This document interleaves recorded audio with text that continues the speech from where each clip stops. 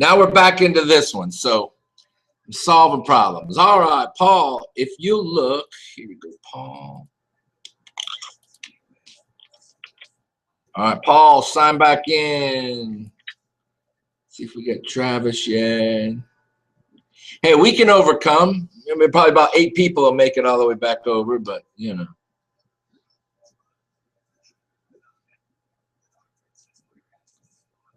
All right, there's Paul back in. Hey. Hey, I did solve the problem. I'm not very quick, but.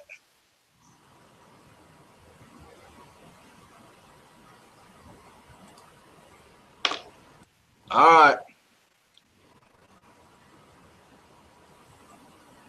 I'm here. Everybody still hearing right? Norman's there. He says not hearing nothing yet.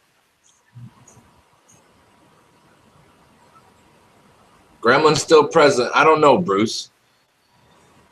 That's what happens when you get off of your home base. I don't know what happened there. I think I lost it, and then I think Paul lost it at the same time. So I think when it kicked us both off. But what happens is they're taking, what they do is they take they take Google Hangout and they use this on top of it. So I don't know how that always works, but anyway, keep coming over.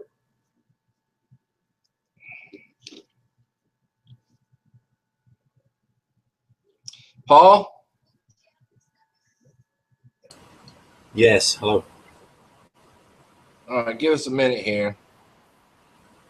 I think Travis is in the other store or the other one, and he's sending people over still. That's cool. We're filling back up. There's about 14 of us here now. All right.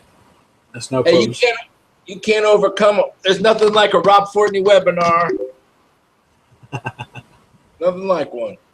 Live in the jungle, guys. Live in the jungle. Live in the jungle, exactly.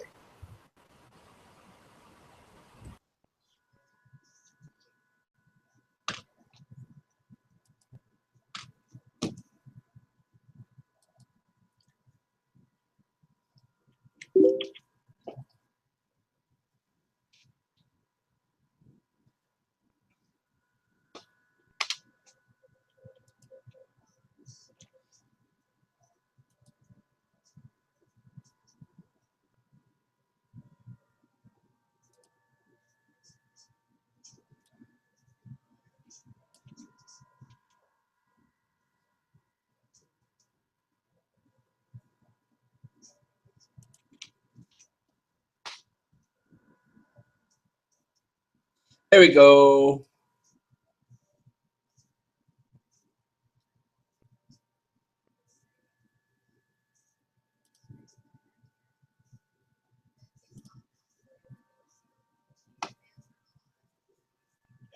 Well, we're going to try our best here. I tried to load everybody in. I put up a link that everybody can use maybe just to get in. I think I got the big bug out. I think we're just trying to make sure some people can still get over to where we're at, everybody. So give me another 30, 40 seconds, another minute, and we'll try to make sure.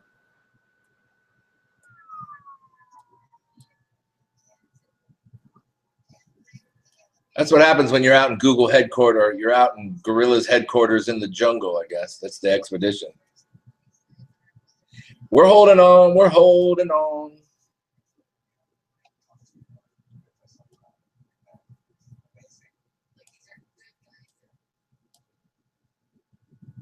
All right. We're hanging on. Hey, Paul, tell us some horror stories while we're waiting. Tell us some horror stories. I've got those lined up down here.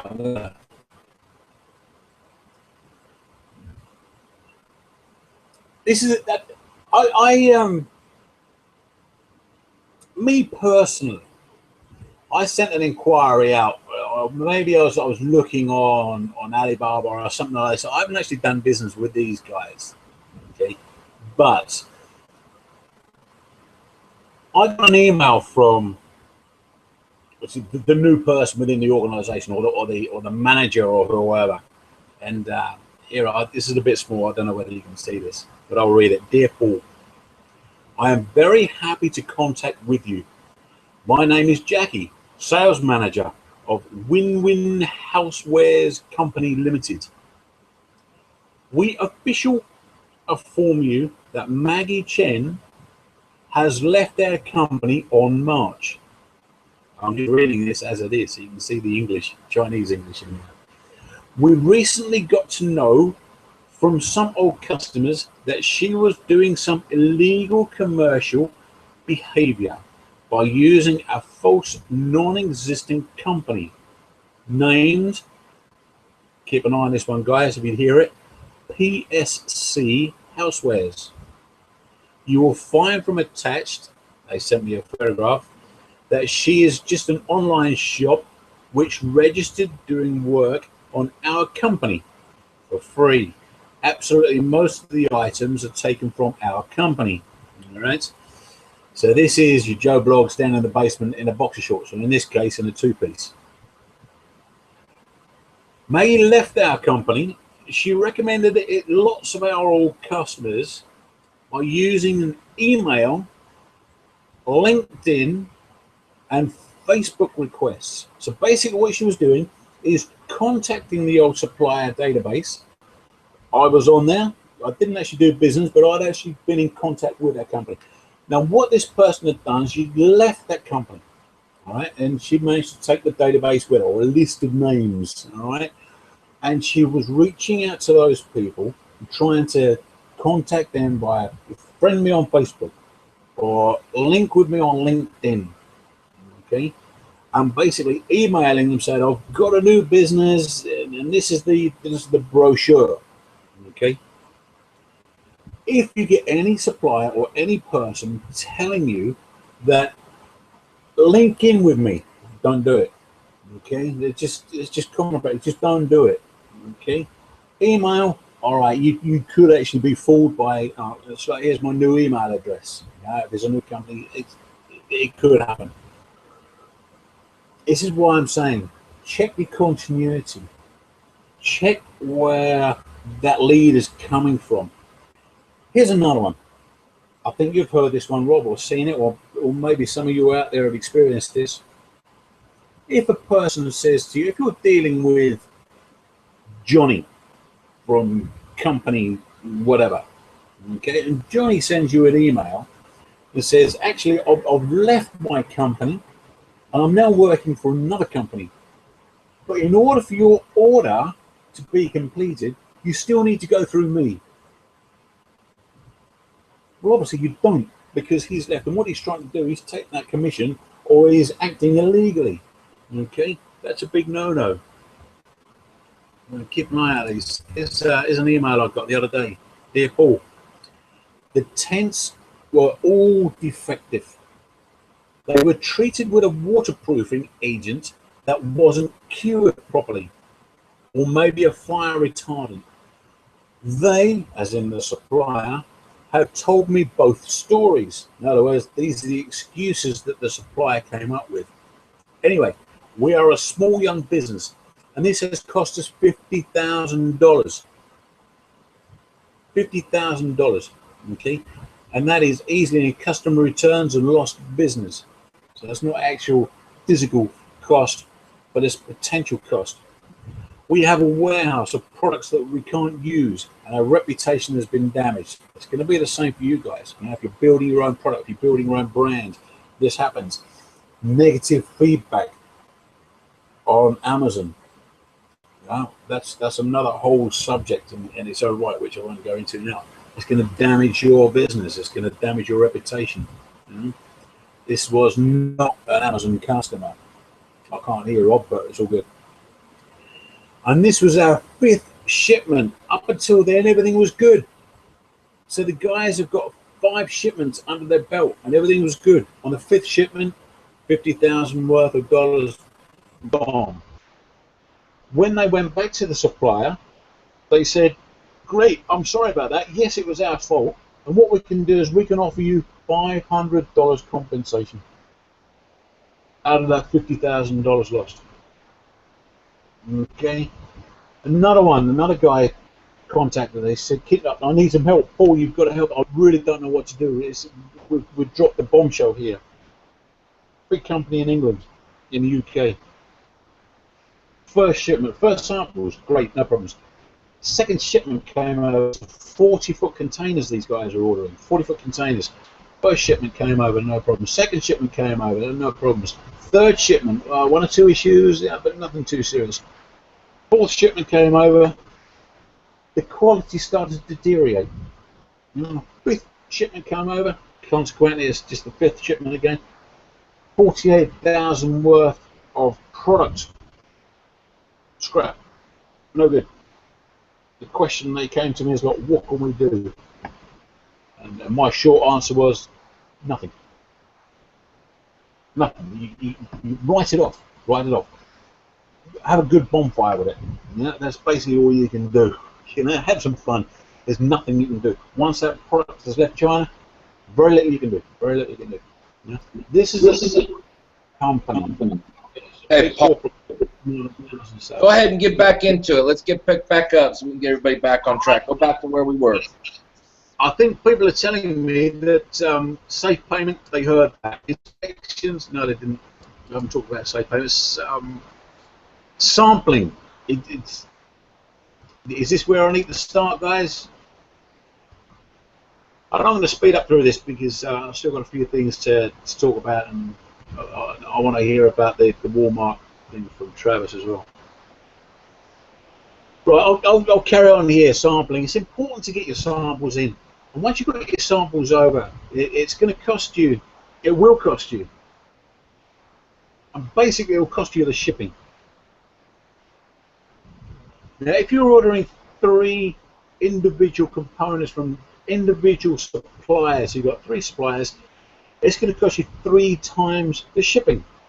And it can range between $30 and $100 depending on what the product is, the size of it, and where the supplier is, and who they use as their freight forwarder or express shipper. One good way to do it is get consolidated samples. So send all your samples into an office, or get an office or an agent to collect all of those samples. They can then do a quick report, take photographs, get that information off to you, or they can actually bundle those products into one package, so you actually got one package coming over to you instead of 3 individuals or 4 individuals, depending on how many suppliers you're asking samples from. Okay, so that's one tip. Look for a consolidation process. If you are charged for your samples, you can, and I would suggest you negotiate with your supplier to get a refund. Now, sometimes they will offer that. 9 times out of 10, I would ask. If you don't ask, you don't get. But ask for a refund. If I placed the order, would it be okay to refund the cost of these samples? 9 times out of 10, they'll be okay with that. So, which is all pretty good. Now, what to check for? Just once you get the products in your hand, just check it. Just use it. Make sure it's functioning. Make sure that the product's okay. Make sure the quality's good. Make sure the surface finish is okay. Make sure the inside finish is okay. Make sure whatever's okay. Use it. Stress it. Does it break after 5 minutes? Over abuse it, as it were. If you break it when you're abusing it, then you know what the limits of that product are. But at least you know. If you're happy with product B, for example, from supplier B, go for it. Stick your neck out. Go for it. Place that order. Okay, but once you get those products, check them. Check they're exactly what you're after. If you want to go back to the supplier and say, you know what, everything's good, but this fluorescent blue I had in my mind all that time, it just doesn't look good. I just want to go black. Now, bearing in mind that the fluorescent blue color wasn't quite up to scratch, you may ask for another sample. When you are ready to place the order, place the order. But don't procrastinate too much. Don't sit on the fence for too long. Press the button, but press the button on the right product. Okay, but test it. Make sure it's okay. So safe payments. These are all hyperlinks. So when you get the pack, you'll be able to jump straight in. The lack of frightening to drop the call again. I won't click around too much. But escrow is the old term within Alibaba. This is now changed to secure payment, and secure payment is managed by Alipay, which one would assume is the Alibaba bank that they're using, with a system within Alibaba that they're using. Now, it's obviously your money is a little bit secure as it's going through the system, instead of just handing over cash. If you hand over cash to somebody, it's a big trust, especially if they're 6,000 miles away. Yeah, if you're using escrow or now secure payment, use it. It's not a problem. Use it. It's there, and it's there for a reason. It's there for a reason because it works. Okay. Have a look through the Alibaba site. This link will take you on to how to and what that product does for you. Trade assurance. Trade assurance is very, very similar to secure payment, but the whole process is managed within Alibaba itself. So if you've got a supplier that actually signed up to the trade assurance, your money is secure all the way through the process up to the agreed amount with the trade assurance. Now check each supplier has signed up for a different amount. So if your product supplier has got trade assurance value of 10,000 and your order is 20, you're only covered up to 10,000. Okay, so check on what you're actually signing up to, what that value is with that supplier. But basically, the order is placed, you release the funds into the trade assurance system, and everything's secure through there, and your final payment is not released until you actually physically receive the products. Okay, so it's a very secure, very safe way of doing business within Alibaba itself. If you're doing it through another platform, they don't have this. This is purely through Alibaba. I believe, I'm not sure, I believe that's the case with AliExpress as well. But this is, I'm basically talking about Alibaba here. Okay, so trade assurance. Check it out. Again, I'm not going to go through it in details, but the link is there. Have a look at it, and it's well worth using. I know a few people that have used it, and they've used it with great success. Okay. Outside of those, we've got PayPal, and we've got credit cards. Now, I don't know the details, but I hear, and I've seen a few reports that PayPal is not going to be as secure when you're ordering private label products. Now, how much truth is in that, I don't know. Like I say, I haven't actually investigated that, but I think PayPal has got some. I always use PayPal. Always use PayPal. Okay, so it's there, and I use it. But have a look, right, before you make your payments. Have a look. Ask what the supplier accepts. Credit cards. Now, you know that your money is safe on that. And I believe in America, I haven't got the fortunate location of being over there, but it's really a case of if you can get a payment back percentage or 1% payment, you can actually earn money from spending money by using your credit card. Okay, so have a look at those options if your supplier will accept that payment. Credit cards are really, I think credit card, if you have the right credit card and the right company, if you have a problem and you call your credit card company and you say that I ordered a product from China, it didn't arrive, they didn't do what they had, there is a very high likelihood that you can get your money back from that. It's as good as it is on PayPal. So that's just my opinion on credit cards. You're right, but I can't comment too much on American standards because I'm not in America and I'm not American. So, but I believe you're right, Bob. Yeah, I think the standard across the world is pretty safe, and these credit card companies will honour your disputes. And the same with these other systems. If you've got an issue, you've got a dispute, you need to open that up. So, which is good. Things to stay away from is somebody asking you to send money to their personal Western Union name.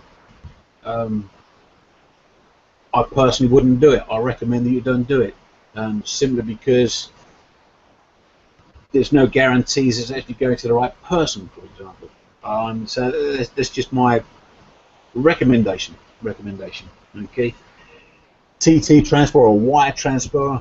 Yes, this is normal practice for the larger amounts. No, I wouldn't suggest that you do this to start with, but once you've got your systems in place, once you've got your business rolling, and you are ordering container loads potentially, the normal process is letter of credit and transferring money from bank to bank. Okay. Normal payment terms, Jason. Yes, correct. 30%. If anybody's asking for more, the standard term. I've been dealing with China for 15 years. I've been out in the Far East for a long time. Standard payment terms, whether it's a startup business or it's one of these big corporations I worked for in the past, has always been 30% down. 30% down. And it's normally 7 before you ship.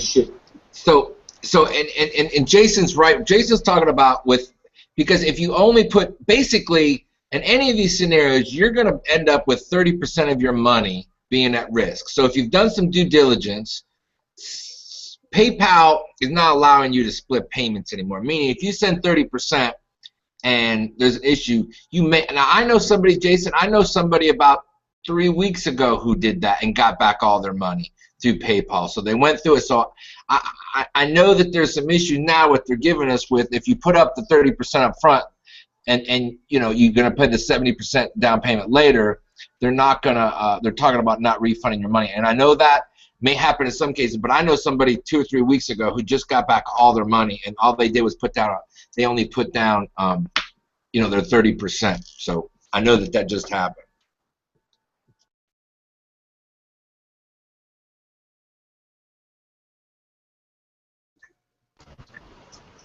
Yeah, good. Okay, good. Credit card. Yes, Listen, I think the best thing is, and Kyle says it too, I just think your credit card's the best way to do it. Credit card companies are going to protect you because you're the one that's got to pay them. And if somebody does fraudulent charges, and here's the thing, Visa and MasterCard, like if first of all you've done some due diligence in this process, which means you know you have a company that has a bank account, you know have a company that's been around for a minute. If you have a problem which is in the product part of it, or they don't produce the right product, well then, you know, that's where your credit card company is. But here's what I'm saying, and you're going to talk about this right now. I don't care what you're doing. If you're ordering anything more than $1,500, $1,000 probably, you need to budget and have an inspection done before you pay that final payment. And you're going to talk about that now. So inspections to me are the craziest thing in the world to not do. Like, you got to do an inspection. There's no reason why you wouldn't. So go ahead and finish inspection. All right, Rob. Excellent. But yeah, if it's on the small orders, then maybe you can get away without doing the inspection. Or there are ways of doing inspection without actually getting a third-party inspection company involved. I mentioned one of those earlier when you're doing your due diligence. Why not get some photographs done? Why not get the guys to go out there with their mobile phone or smartphone or even a digital camera, whatever the case may be, and do a video of the products, your products, the 100 off, the 500 off, and just get that secure feeling that your products are good and they're ready to go. If you've got your orders at 1,000, 2,000 products, 10,000 products, whatever the case may be, a larger order, absolutely, you really should get that inspection carried out. And this is my recommendation to those two guys that came with me, or anybody that comes with me with these issues. Help, what do I do? Well, unfortunately, we can't do anything about it because the horse has already bolted, and now you're trying to close the gate. But if you close the gate now, nothing else can get through until you control it. You manage that filter. Now, a good filter is an inspection. There's a couple of inspections that I would recommend depending on the complexity of the product that you've got being made. If it's a fairly complex product and consumer electronics, for example, or as dealing with one person a little while back. They've got a clothing line, and their logo was an embroidered logo. Fantastic. It's one of the best logos I've seen from an embroidery point of view. Embroidery. But it was very complex to actually do, and there was a lot of problems on this. So if it's a complex process or a complex component or a product, get an inspection that at 20% of the product's completed, get the inspection done there. So it's basically during production. Okay, so we're basically going in there while the product is being made, while it's going down the production line, while the parts are being put together. We take a sample, a random sample, statistically driven, and check against a standard set of criteria, plus anything that you think that really should be checked, i.e. this complex embroidered logo, for example. Check that the lay of this direction is over, not under that lay of those threads, for example. We would never have checked that. It's not our standard checklist. So if there's anything in there that you need that inspection company to check that is specific to your product, highlight it and it can be checked. If it's your standard baking mat or your silicone spatula, there's probably no need to do the during production inspection. But this is where you really should be focusing the inspection effort. And it's the final random inspection, or there's different terms out there, inspection prior to shipping. Basically what it is the products have been finished and they're still in the factory. That is when you need to run your inspection. And again, it's statistically driven. A random sample will be taking out depending on the quantity of products you've got, plus a few other statistical measures that drive the quantity of samples that are drawn. Okay, those products will be then checked against the standard checklist, plus the criteria that you've sent over to the inspection company.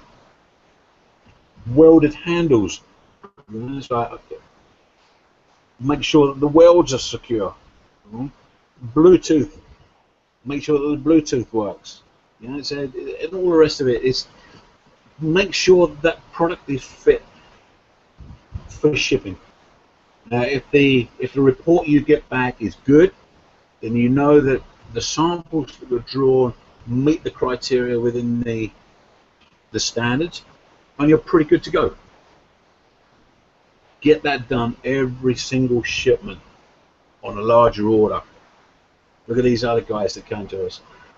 Shipment 1, no problems. 2, 3, 4, 5, 40,000, 48,000 worth of scrap, 50,000 worth of damage to the business because they didn't get this inspection done.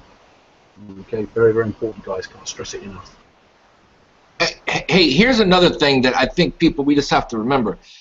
It's just like any other company. Go out and actually ask them for some recommendation to companies they're dealing with. If you're the only one they're doing business with, then you're not the people. So hey, listen, who are some of the people that you supply for? Give me their number, give me a recommendation, show me what companies you do. I mean, you know, if you're doing business all the time and you're a company, then, you know, asking other people, you know, give me, you know, somebody you recommend you've done business with. Just those simple things. And make sure that you have a contract. Write a contract to what everyone's expecting to do. You know, this isn't just like ordering from Amazon. You're talking about people that are 6,000 miles away. So spend that extra time making sure that you're setting yourself up for not failure. You're setting yourself up, you know, to make sure that you have a supplier. So spend some time doing background checks. I mean, that's just part of this deal. And then, like Paul said, the inspection, I think, is probably the most important thing, because you could have a company that sounds legit, is legit, and then make a bad product, maybe not even on their own case, as he talked about the tents. You know, if the tent, they put the wrong fabric on it and nobody tests it, you know, then, you know, that's another option. Jason says he uses Ally Pay now, which I'm not using yet, and maybe I need to be. All right, go ahead, Paul. Yeah, you're right, Rob. You're right. It's, you know, it's check, double check, and check again. You know, it's and from a contract point of view, it's one of the things I haven't put in there. Maybe I should have done. And I'm glad you raised that, Rob. It's from a contract point of view, getting a written contract or getting a manufacturing agreement or an agreements document in place is a good idea. Signatures don't really mean that much, to be honest with you. What you need to look out for is the company chop. And what that means is it's basically a rubber stamp. And it's got the name of the supplier all in Chinese, and the owner or the head honcho of the company will sign that. That is the important piece of information that you need on any document that comes your way. If it hasn't got it's basically a rubber stamp. It's a round rubber stamp, normally in red. If you haven't got that, it's called company chop. Right? There's only a couple of those, and they're basically in the boss's drawer. Bang, that'll go. Right? If you've got that on there, that means that they're taking you serious. Okay? If you've got a product that's or a document, you've signed it, the saleswoman signed it, send it back. You say, right, I haven't got the company chop. Can you please put the company chop on? And that means the boss has seen it, he's read it, he's agreeing to it. Okay?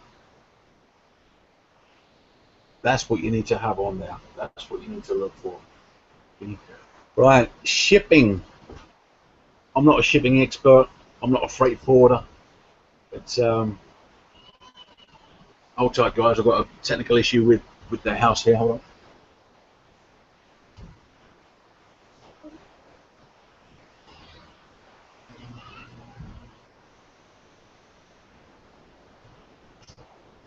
It's getting hot. I need the aircon on. Right, okay, shipping. I'm not, like I said, I'm not a shipping agent. We've got a very, very good contact that we use, and this is the information that our supplier has given us.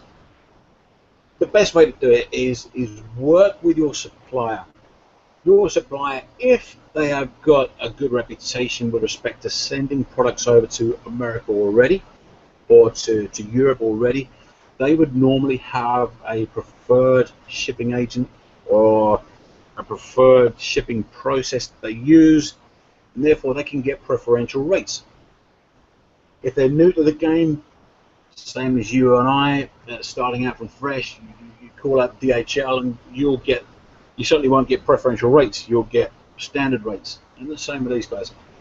So basically look for the best rates you can get. Okay, these are the rates that I've got in front of me that I can get today, and this is basically, you can just use this as cross reference. Right? If you're getting more than this, come to us and see what we can do for you. Right? Express air means FedEx, UPS, DHL, one of these other guys that will get products to you within a couple of days. Okay, that is US dollars, $6 to 6.4 per kilo. Okay, and that is normally for products or a whole package under 150 kilos. So if your shipment is under 150 kilos, consider express air, and that's going to cost you 6 to 6.5 per kilo. If you've got a larger shipment, you still want to air it over because you're looking at the time to get products up and running, up in the shipment. Standard air, it's going to take a little bit longer, maybe a week, and that's going to give you a preferential treatment of, or rate at least, of 3.5 to 4.5 US dollars per kilogram. That's port to port.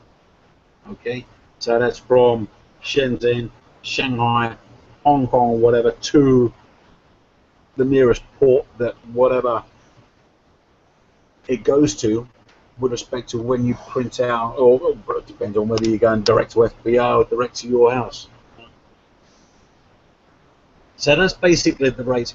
If you've got a product that's oversized, overweight, or you are actually into the multiple thousands of products you're ordering, you probably want to get most of that product on the C, or if it's your 6th, 7th, 8th order in the process and you've managed to get your supply chain smoothed out so you can pre-order products and you know exactly when they're coming, you've planned everything out, get products on the sea because you're going to get a better rate, and that's $80 to $100 per cubic meter. Your minimum order on that is going to be, or certainly value-wise, is 300 to 400 per minimum order. Like I said, I'm not the expert. This is just the information that I got from my girl in Shenzhen the other day, and I just wanted to share that with you. Okay, I'm not sure what you're getting out there. Maybe you're getting better. If you are, let me know. Maybe we can sort something out. So a standard statement here: West Coast is cheaper, so because of the way the boats go around, or the airplanes go around, I suppose. Midwest, or sort of the mid USA, is higher than the East Coast, so because you've got the road transport in between.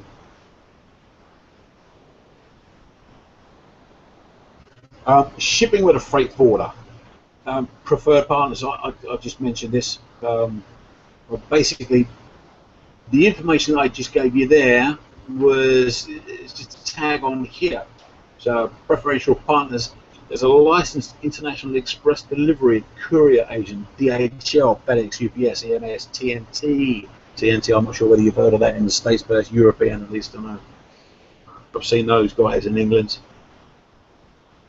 As the core agent, as in our preferred supplier, which I was just talking about, this is the type of preferential treatment they can get, or preferential rates. They can get 60 to 65% of your standard rate. So they're passing it on to our customers.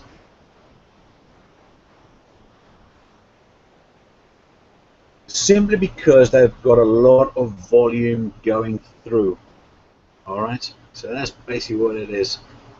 Some acronyms for you. X-Works.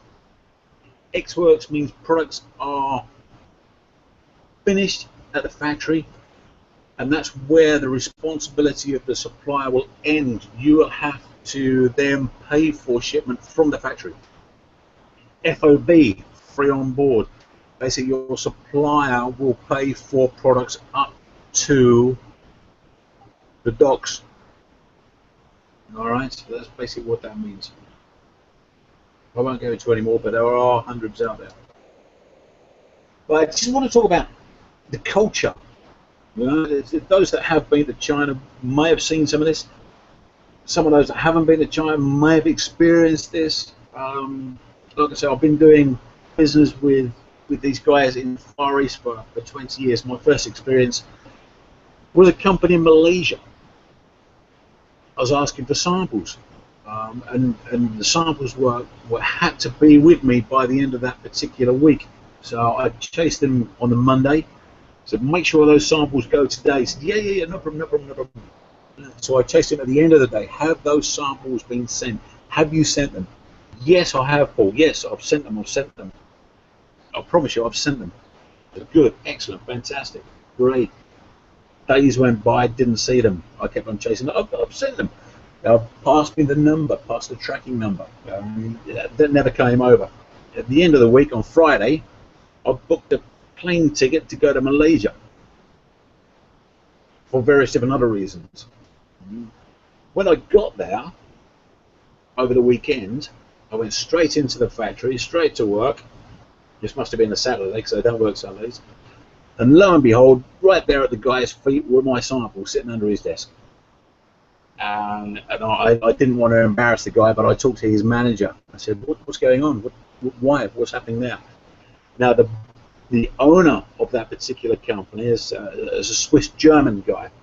So I inevitably went out for dinner with the guy, and I asked him what I didn't understand. And bearing in mind it's my first experience, I didn't understand why I was told that the samples had been sent, but when I got here, they were sitting under the guy's desk. What's going on? I don't understand. And he said, right, this is culture. And it's called face. When somebody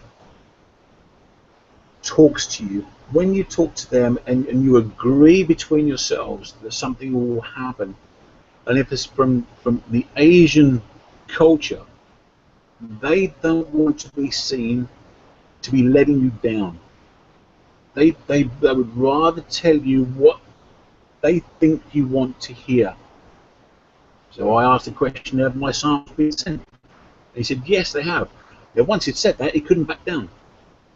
He couldn't back down because he would lose face. Okay?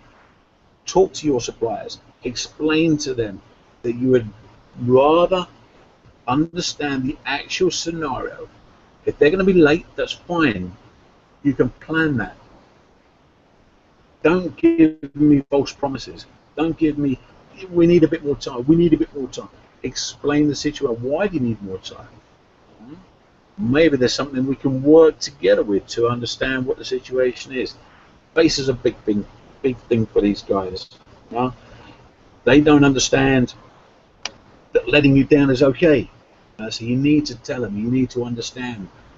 It's better to understand that something's going to be late so you can plan and make adjustments rather than getting the wrong information from them. Just explain it to them. Once you've got that relationship built up, it'll be a little bit easier. But face is a big thing for the culture. Okay, negotiation. Some of you may find negotiation very easy. A lot of the time in the Western world, the only time that we go and do negotiation when we buy a car or maybe a house or something large.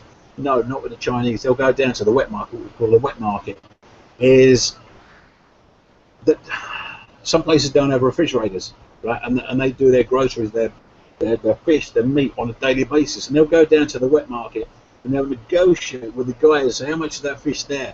It's 10 yuan, is RMB. No, I'll give you 5. And they'll end up at 7.5. This is buying fish. Get down the market. Negotiate. Negotiate the price. Negotiate your minimum order quantity. These guys will, if they can, they come down and work with you. Normally they will. So if you've got a product on there on a listing that's saying MOQ of 1,000 products, you can probably get that down to 500 with no problems. Getting it down to 50 may be a tall order. Don't push your luck. But negotiation is part of the daily life for the Chinese. Okay, the typical would be 30% reduction, 50% is great, 70% is pushing your luck. Okay, so but negotiation is part of the Chinese way. They're born that way. They come out negotiating and they say, "Oh, I want to spend more time in." No, it's time to come out. Can go wrong. I've done this. Okay, it can go wrong, guys. Right, things to look out for. People will asking you to friend them on Facebook. I've moved companies, but you still need to go through me in order to finish your product, your order. No, you don't. These are all red flags. Join me on LinkedIn. No, don't. No need. I had that happen to me. I've moved to a new company deal. I've definitely heard that before. I'm at a new company. You need to do business with me now. And you can imagine that's just like somebody getting fired from the job here, and they're trying to figure out what they can do and source it, and so that's definitely something you need to be aware of. Yes, indeed. Bob, do you want to go through this slide? Can you see that? Do you want to talk about that? It's something that we've put together for anybody that's interested. Which one? The slide you're on? The slide at the end? Oh, okay. All right. Yeah. Yes, I'll go through it. All right. So one of the things that that Paul and I have worked out together, if anybody's interested in these, in this part, and basically here's how it works. And we call it the no hassle stress-free offer. So you can source directly from qualified factories, so they'll source your factories for you. We'll collect and test the samples from different factories for you. We'll help negotiate the MOQ and then place your order. We'll help with the order follow-up and a report. We'll do a top of production sample inspection before we ship it. and we'll ship it the cheapest, fastest way for you. And basically how that works is that the company that Paul works with and I work with, yeah. Hey, turn off your camera so we can see the screen, Paul's screen, okay? Thanks. There you go. Hey, that's why I have help here. That's why I have help. So anyway, basically for the cost of 15% of the value of your it's order. still not working, so I don't know that it matters. That kind of sucks. Oh well. How about that? Is that back? Are we back? I'm still not seeing. I'm just seeing your mug here. That's all. Is that my mug now? Yeah, it's just got your picture. I don't know how to get Paul's screen with your voice. I don't know if that's even possible. It's all Rob. Yeah, it's like only his. He has to be talking for us to see his screen, I think. I don't know. So anyway, it's on the slide, so maybe it's a moot point.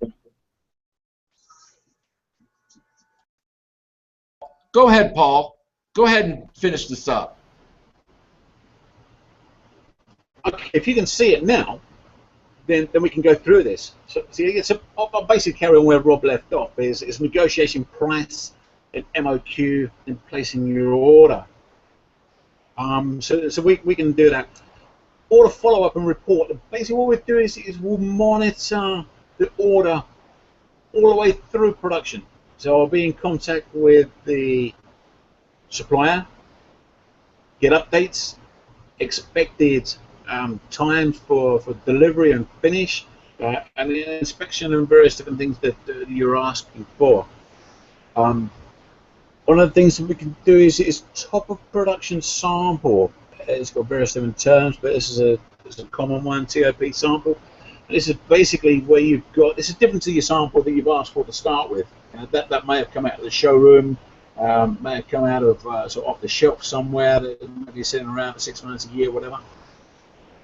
You need a sample to be verified that it's okay, even if it's just one. You need a sample basically to check that your production is good. And this is your top of your sample. So basically, it is what it sounds like. Someone will come along and you can imagine your box of products being produced, and someone will come out and pick one off the top. Get that sent to the local office.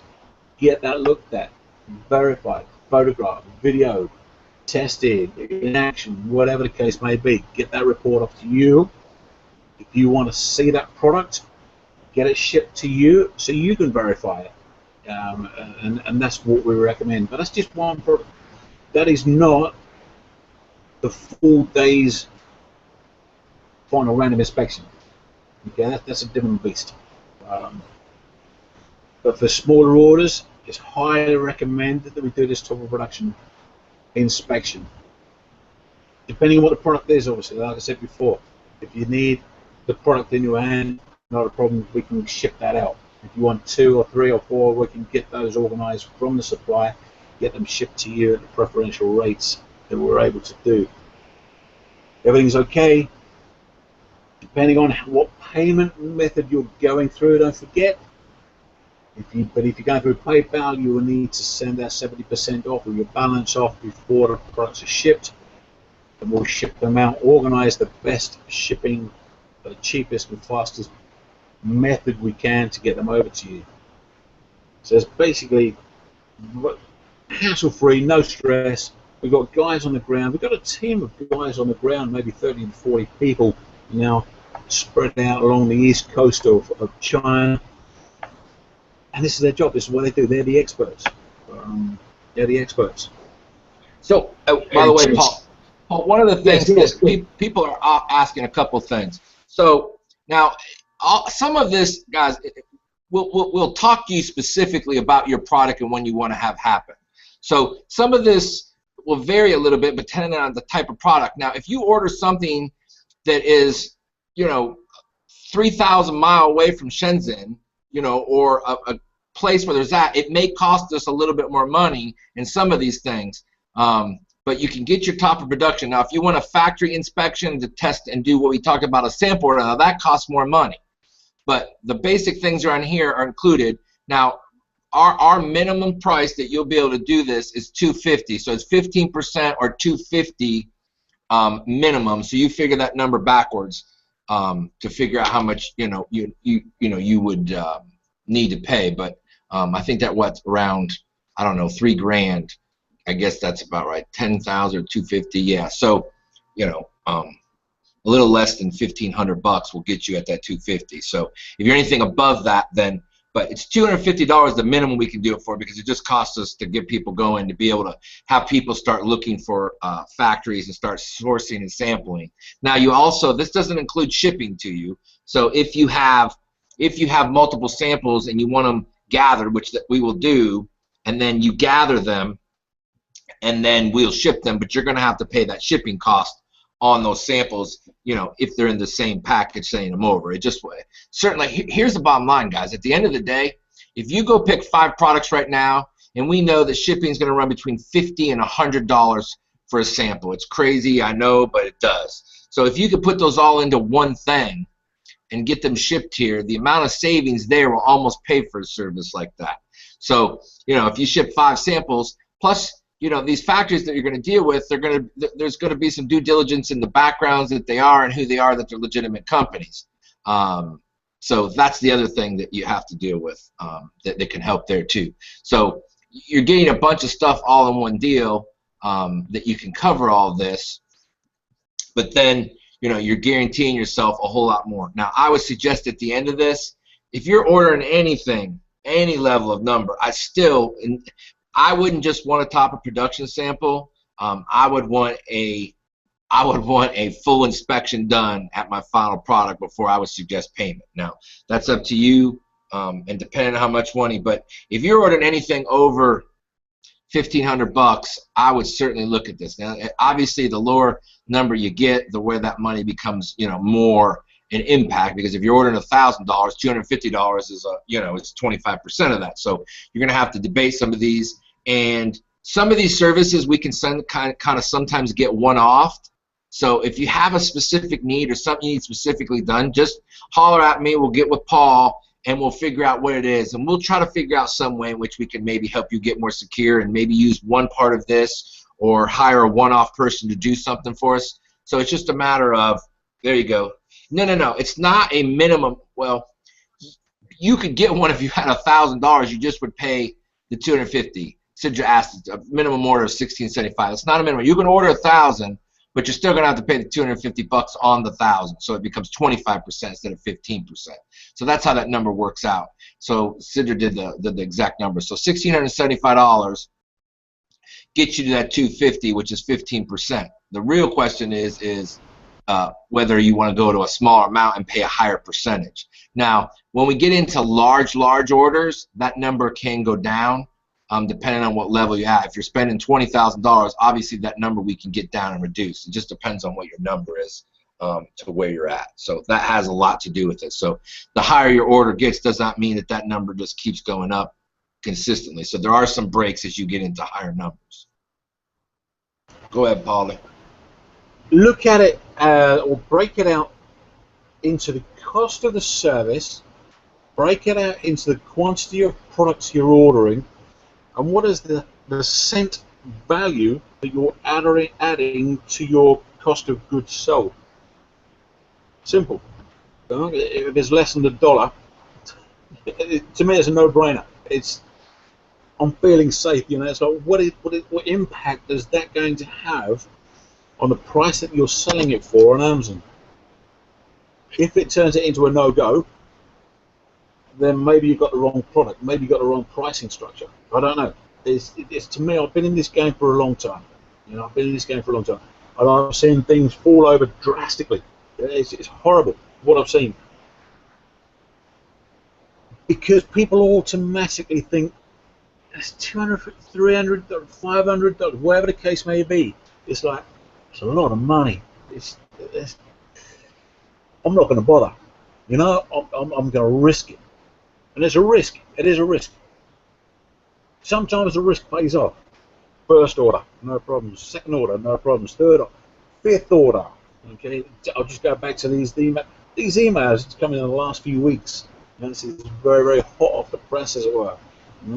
These are not guys selling on Amazon.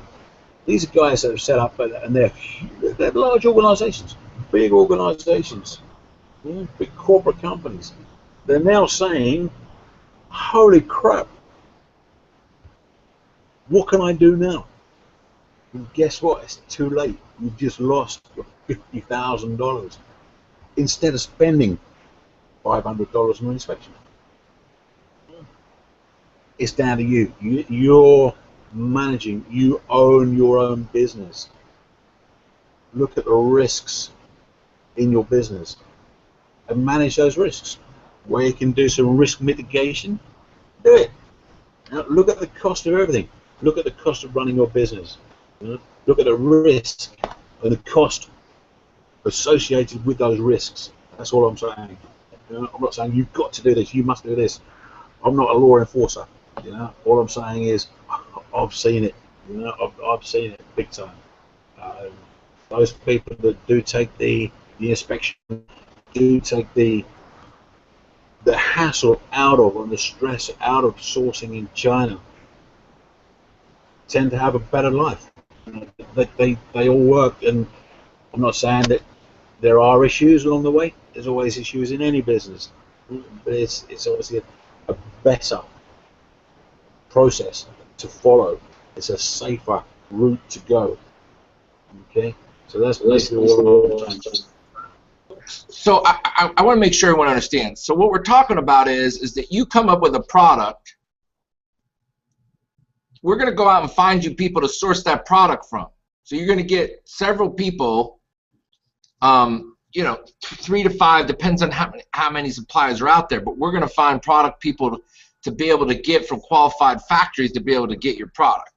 Then we're going to take samples from all those people and get them in one location. And then we're going to help negotiate your price and your MOQ for your order from that point.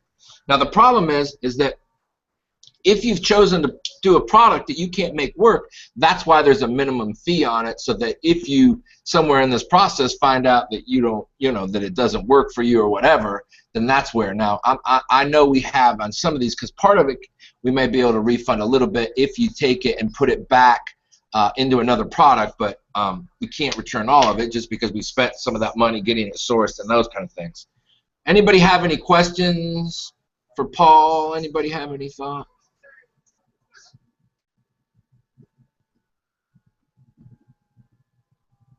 I think we got you mute. There you go. Yeah. Bing. Zach, you've asked about shipping to the UK. Send us the information. See what we can do.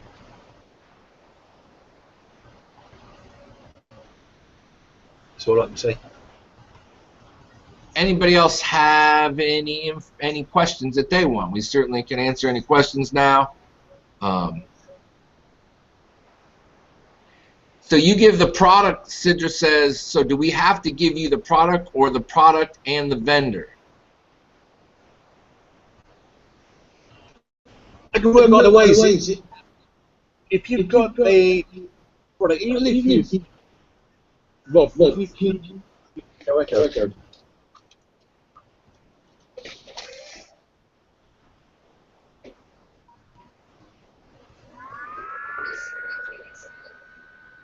Did I lose you, Paul? No. He's reading. I've just muted you. I was getting an echo. Basically, if you give us a product or product description, or even a URL from Amazon, even, and you say, right, this is the product I want to source. It's yellow silicone spatulas, right? We can then go off and find silicone spatulas, just a standard product. I'm going to use an example. We can then go off and find a number of suitable suppliers that can produce and supply that particular product to your specification. Okay. If you've done some research yourself and found 3 or 4 potential suppliers on Alibaba that you like the look of, give us those, then we can actually follow up with those suppliers as well.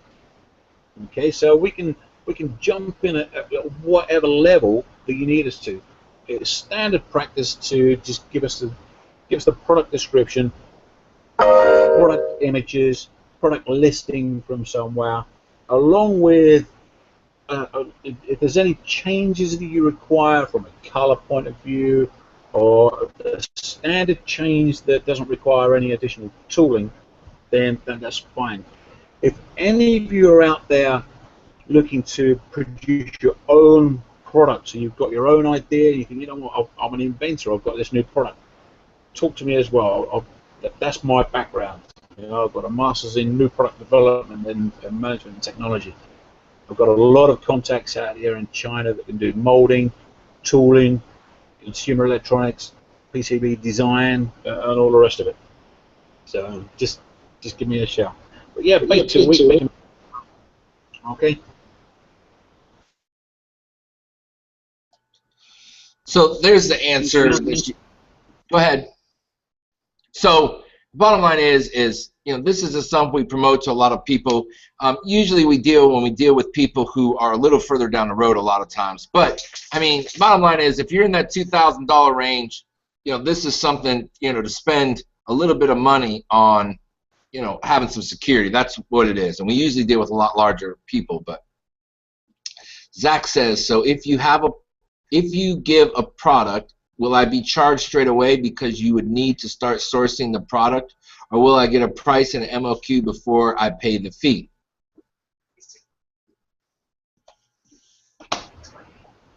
Basically, we need some work. So what Rob was saying earlier is 9 times out of 10 we can find that supplier for you, unless it's some obscure product. I have had 2 products that I can't find in China. They just don't do it for whatever reason. But basically, we'll break it down into a percentage similar to what we're doing on purchasing products. So we'll work on that. But if you PM us the details, or PM Rob the details of what you're after, then we can work with you and work out the best scenario, best solution for you and the other individuals' cases.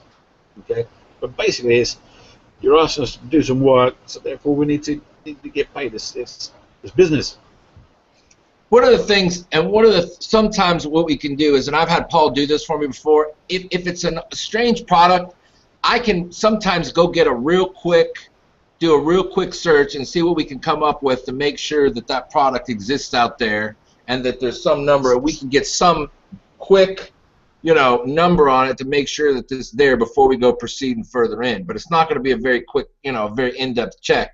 But if it's a product you may not know that's out there or whatever, then, you know, I mean, the bottom line is, it's nothing for you to go check on Alibaba to see if there are suppliers out there. Then it's from there. If we know there's suppliers out there, then they're going to go in more depth to find you other suppliers. Lots of times I see back some of these, and there's only maybe one person who's even on Alibaba. There's tons and tons and tons of, you know, suppliers and manufacturers out there that are not on Alibaba at all. So that's a way in which you can, you know, be able to find a product first. If you want to go on Alibaba, search it up and make sure there's a bunch of suppliers, well, there's likelihood that supply is out there. You know, sometimes people try to source a little bit themselves and then come back and say, hey, listen, I'd like to source this cheaper or source or whatever. So that's kind of how that works. Any other questions from anybody? I appreciate. Yeah, I just want to explain how we do our searches. We use Alibaba about 20% for our searches when we're doing product sourcing or supplier sourcing. Because we've got the team on the ground and they are Chinese, they're able to tap into the Chinese business-to-business directories.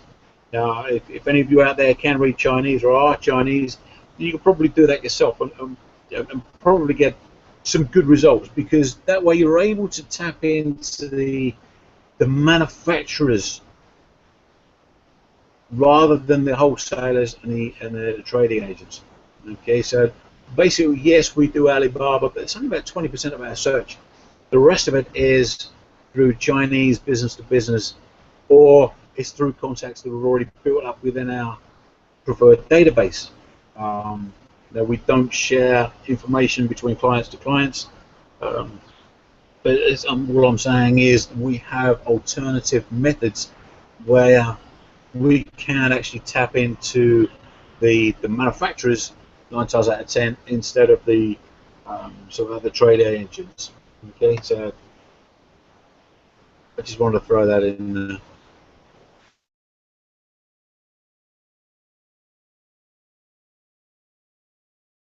Let's see here. Also, can I consolidate small orders to make up the $1,600 mark? So if I want 2 products worth of $800 each, would you just take 15% of the combined total? Could I pay you? All right, so if I give you a product, I will be charged straight away because you would need to start sourcing the product, or will I get a price and an MOQ before I pay your fee? Well, that one, it's really a case of quick verification with respect to, yes, that product can be sourced in China.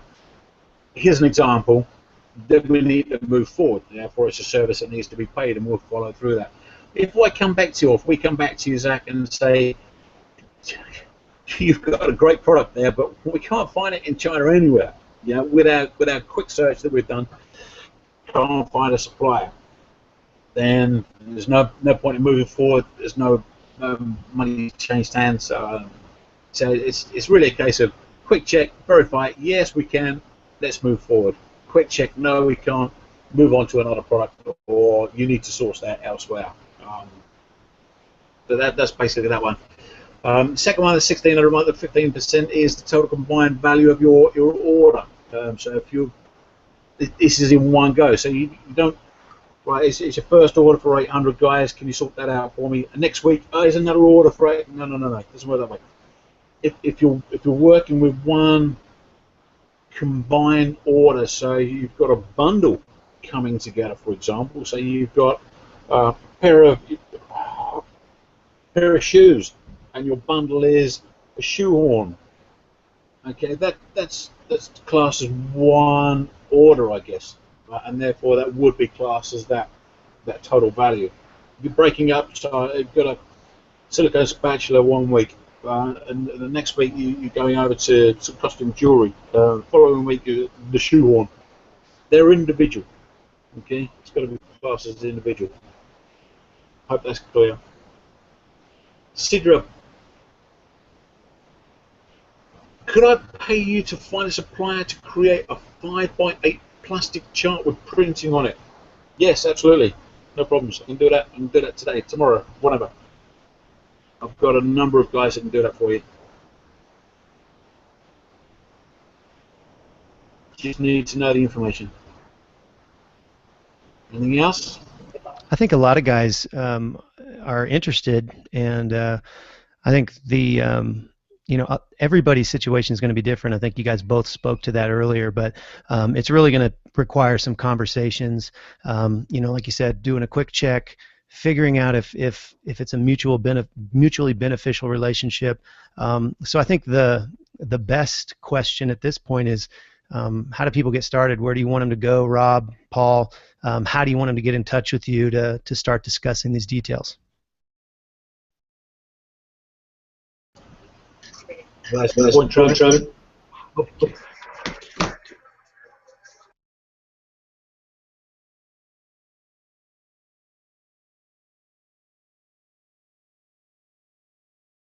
Well, you can't both mute when I ask the question. That's not cool. Why not? We just all didn't want to talk. Ask that question one more time. I was just saying that I think most people probably just want some contact information at this point. They know that you can help them. It's just a matter of, what do they do next? Two things. So, Zach, yes, we do some simple sourcing where just what we do is we make an agreement to find you 3 products, from 3 different sources, and that's all we do. Yes, we can do that. If you want to contact us, the best way is to send me a Facebook message, and then we'll set up a meeting with all 3 of us, just like we did today. We'll do a Google Hangout with just 3 of us, or just Paul or whatever it might be, and you can kind of give some ideas. I mean, there's no, listen, we'll talk with you because we don't want to do something that we can't do. So if Paul can't do it there and we can't get it done, we're not going to tell you we can't, because we don't want to be involved in stuff we can't get done. If we think we can, we can get it done, then we're definitely going to do it. So if you want to private message me at Rob Fortney Jr., then you can certainly do that, and then we'll figure out where to go from there. Any last amounts of questions anybody has?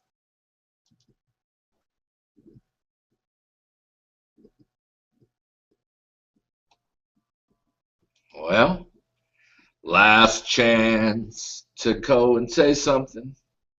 Hey, I appreciate the 11 of you that hung out to the end. There's about 8 of us in here. I know it's been a tumultuous deal tonight. I appreciate your sticking around, and I don't even know what happened, but we figured it out, and we got certainly some information. Hopefully people can go back and listen to this again later. Maybe I'll have to get in and edit it up a little bit and put it back up, but we'll do that. Hey, listen, everybody, we're glad you came and hung out. Hopefully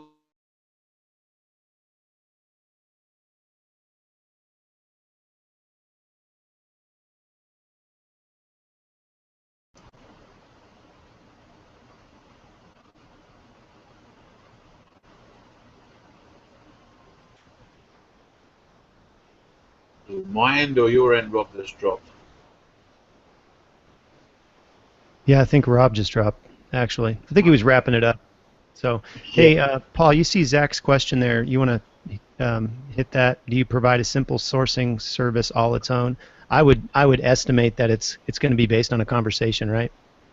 Yes, correct. Yeah, the short answer is yes, we can help you out, Zach.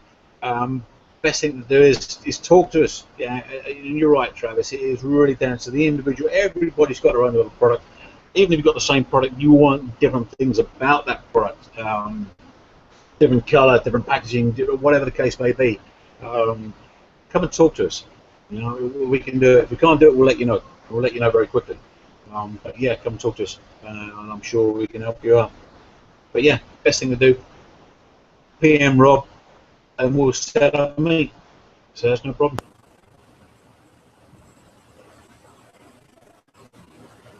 All right. Dave's asking, what dollar figure would you say was appropriate before we utilize inspection and to use Paul's services? You want to take that, Paul? Well, that's really that good, Dave. You know, it's like I said earlier. So what is the risk of not doing it? You know, and what is the value on that risk that you put within your business? Simple as that. You know, a lot of people say, okay, if you amortize the cost of the service that we're putting across, the inspection, maybe that's going to add $1. Maybe it's going to add $2 to your product. If your product is 50 cents to start with, maybe it doesn't make a lot of sense. But that's a risk. That's a risk you're taking. And if there's a risk that you can live with, that's fine. If your product is $5, $6, $7, whatever the case may be, and you're putting an extra $1 onto it, does that make sense? It's down to you. It's down to you. So I'm not going to give you a number, but you really need to look at your figures, look at the risks with respect to what your product is, and whether you're willing to take that risk. I've already highlighted a number of issues where real people have come to us and said, well, you know, it's the bombshells got off. It's a nightmare. Cynthia, my name is Paul Adams, ADAMS. Okay. So I hope that's been of help. If you've got any questions, again, just PM through to Rob, and we can help out. Awesome. Well, once again, guys, thanks for hanging out through the end and through Paul's drop and Rob's drop and changing hangouts. It was an eventful night in the Amazon jungle. So we're going to go ahead and wrap it up. I'll keep the chat open just for a few minutes, but we're going to go ahead and end the live portion of the chat or of the hangout. And you guys take it easy and go make $1 million. And remember me when you do. Take care, guys. Good night, Paul. Way to go. Cheers. Take care. Good night. Bye now.